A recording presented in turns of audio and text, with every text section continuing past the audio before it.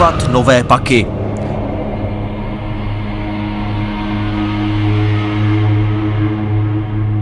Dopravní význam stavby. Lidé cestující v zimním období za lyžařskými radovánkami do Krkonoš se musí potýkat s hustou dopravou.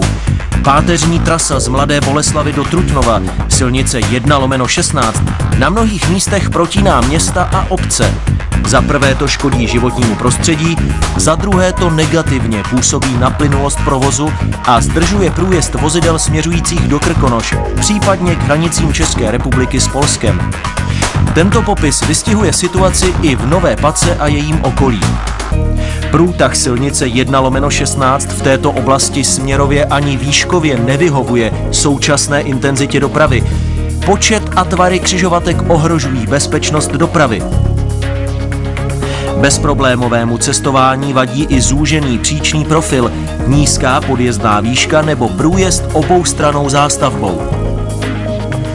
Obchvat města Nová Paka vyřeší uvedené komplikace a pomůže zmírnit zátěž, kterou tento dopravní tah podstupuje. Denní intenzita kolísá mezi 15 až 25 tisíci automobilů. Nová trasa, vyhýbající se obydlené části jižním směrem, bude měřit skoro 8,5 kilometru. Je plánovaná v úseku Kumburský újezd Vidochov. V obou bodech se napojuje na stávající silnici 1/16. Její zbývající části, včetně komunikace procházející Novou Pakou, budou převedené mezi silnice 2. nebo 3. třídy.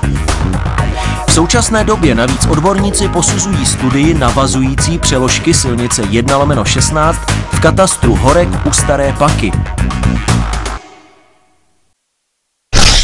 Umístění a popis stavby.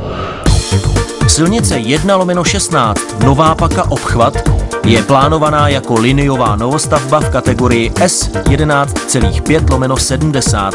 To znamená, že celková šířka 11,5 metru zahrnuje 2 protisměrné pruhy o šířce 3,5 metru, vodící proužky, zpevněnou a nespevněnou krajnici.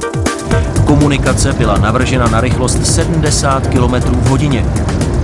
S výstavbou obchvatu souvisejí nezbytné práce, jako demolice některých objektů, konstrukce opěrných, zárubních a protihlukových stěn, odvodnění komunikací a úprava odpadů a vodovodů, či přeložky elektro, plynu, sdělovacích a zabezpečovacích vedení.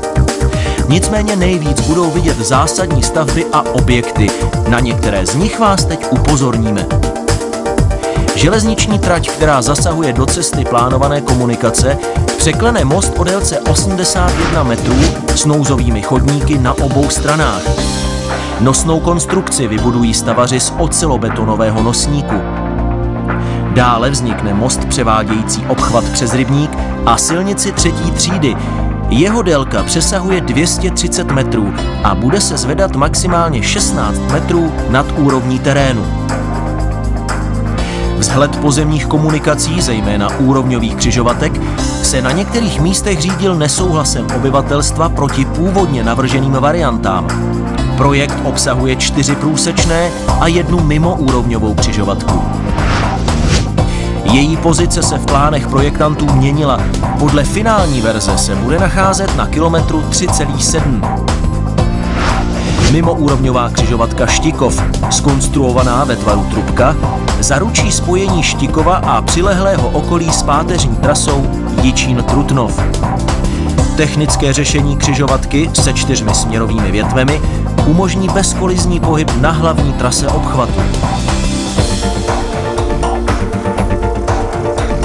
Komunikace v následné části stoupá a pak překonává hluboké údolí. Architekti se tímto problémem vypořádali stavbou estakády, mostu o délce 496 metrů a maximální výšce 27,5 metrů. Pro silnici bude možné využít šířky až 14 metrů.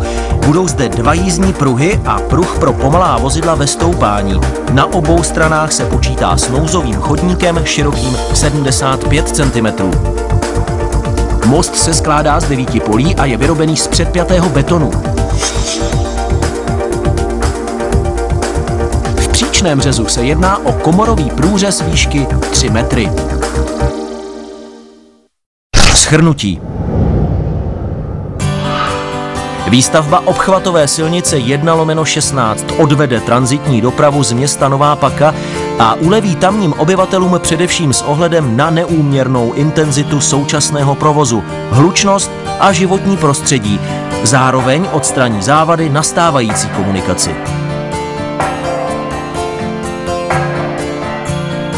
O trase, která odkloní průtah automobilů z centra 10 000 města, se uvažovalo víc než 30 let. Až na začátku 21. století se sen novopadských lidí splnil. Stavební práce ovlivní kvalitu ovzduší v příslušných místech, ale tyto zásahy budou omezovány na nutné minimum. Výsledek, tedy hotová stavba, vykompenzuje dílčí nedostatky, kladně se odrazí v plynulosti a bezpečnosti dopravy v daném regionu a zmírní hlukovou a emisní zátěž v obytné zástavbě. Pozitivní vlivy obchvatu výrazně převáží nad jeho negativními dopady.